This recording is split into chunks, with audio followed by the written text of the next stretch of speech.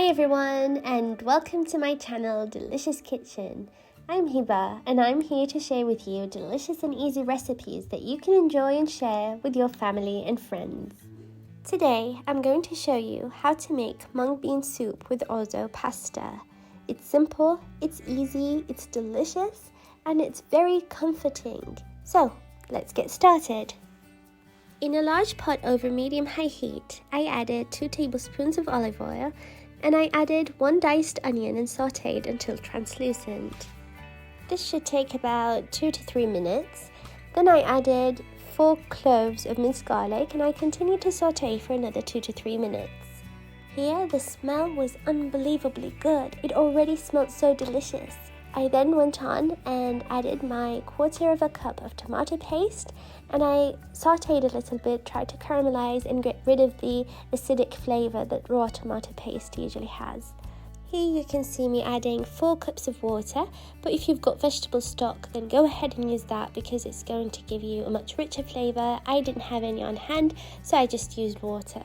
To my water, I'm adding in the mixture of legumes that I have. You can use any combination that you like, but what I have here is 2 tablespoons of mung beans, 2 tablespoons of red lentils, yellow lentils, 2 tablespoons of wheat, and 2 tablespoons of firik bulgur. Here I've got a mixture of dried herbs and even some dried up vegetables that I have. So I'm using a combination of dried parsley, dried oregano, dried mint, garlic powder, onion powder. You can use any combination that you prefer. There's no right way of doing this. Add your favorite combination into the soup. I kept the soup on medium-high heat and let it come to a boil. After it came to a boil, I covered it with a lid and I let it sit and cook for another 20 minutes. After 20 minutes of cooking, I checked on the soup and I found out that it needed a little bit more water because the liquid had cooked down a little bit. I added in about 1 cup of water, so you may need to check on that and see whether you need to add some more water as well. After adding in the water, I added in 1/2 cup of orzo pasta and let that cook for another 10 minutes. My soup was ready when my pasta had finished cooking.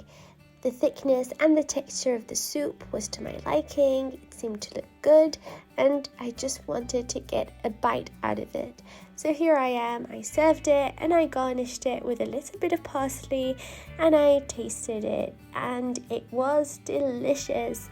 It is so amazing. I cannot tell you how good it is. You just have to try it for yourself. I mean, it's very comforting, it's very hot and delicious, and it just feels like a big warm hug. You really need to give this a try. So this is it. This is your soup.